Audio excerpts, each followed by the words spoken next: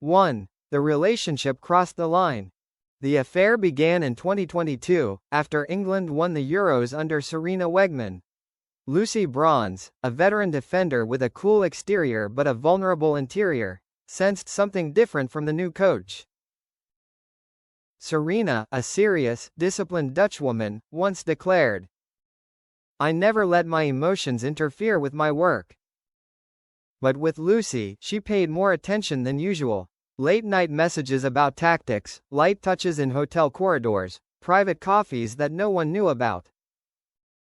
Love blossomed. They began to meet secretly outside of training sessions, in Lisbon, Milan, Paris, always disguised in booking rooms under false names. 2. 3 years without a trace. For 3 years, the two lived a double life. Sarina remained the best coach in the world, leading the team to the World Cup. Lucy is still the main player, still professional, still the leader.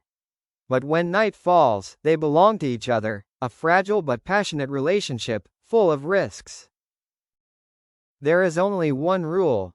No one can find out. Not a trace. 3. The trap from a photo. In a friendly match in April 2025 in Lyon, a photo was accidentally taken by a female fan standing near the hotel.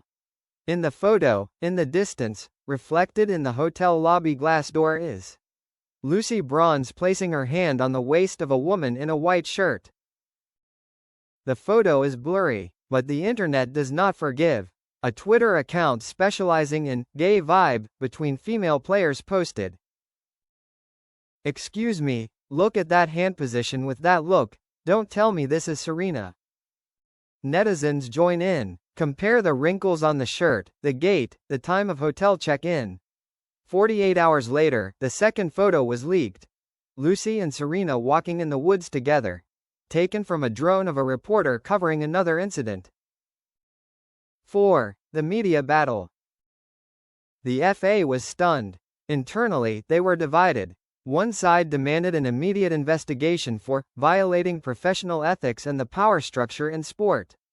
The other side remained silent, for fear of touching the very strong LGBTQ+ wave.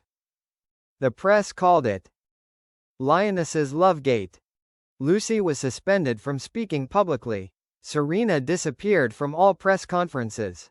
But the most painful thing was not the public opinion. 5. The cruel silence.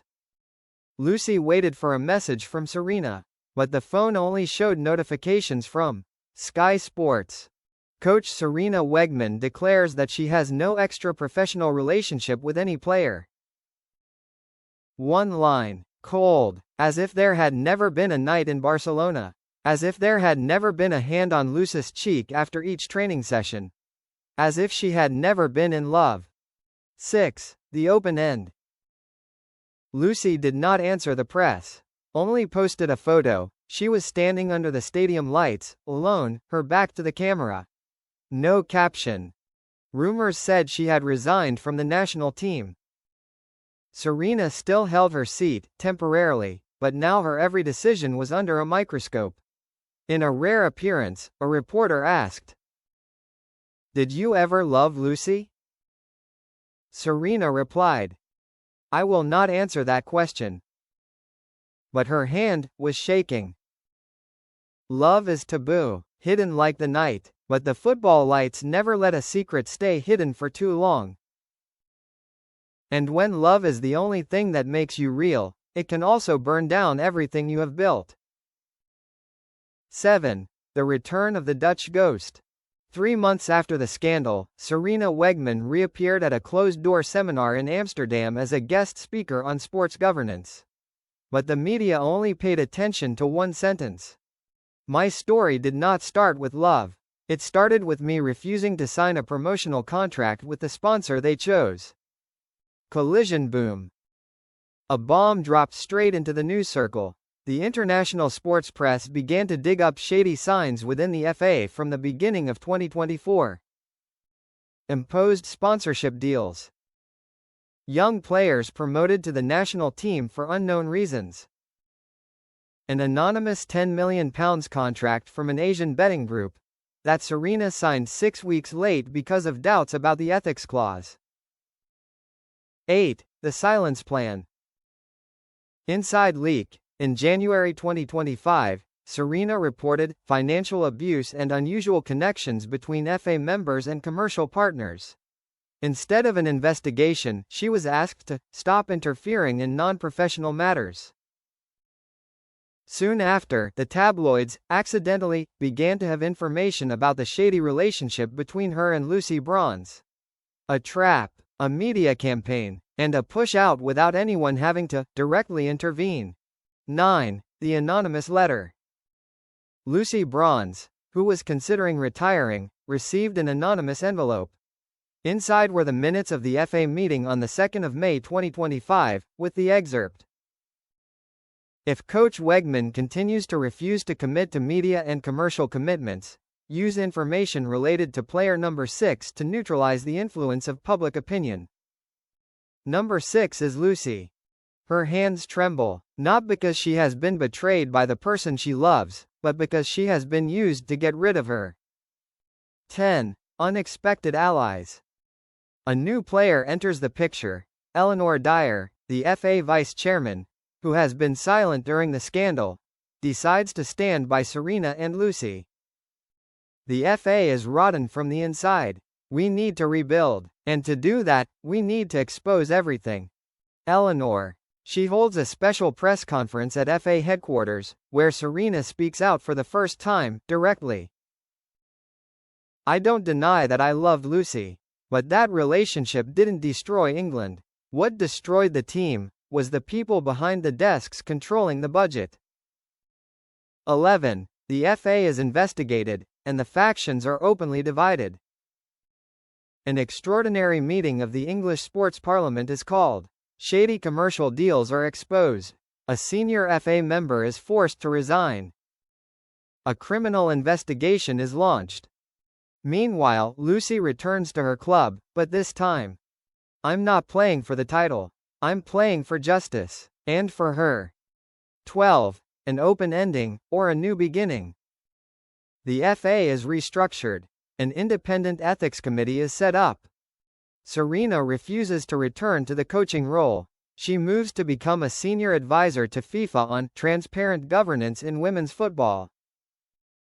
Lucy, finally, accepts the offer to captain England once more.